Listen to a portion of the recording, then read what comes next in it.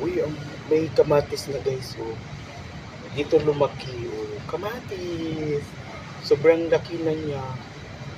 Pag haplusin yung ano niya, yung kanyang dahon, mm, ang bango siya, nakakatanggal ng ano ng stress. May pang-aroma talaga siya, oo. 'Di ba? Kaya kayo lahat diyan, magtanim po kayo ng kamatis, oo. Para may harvestin tayo. At saka pang ano to, oh, pang aroma talaga. Ang bango ng dahon at saka may bulaklak na siya, oh, 'di ba?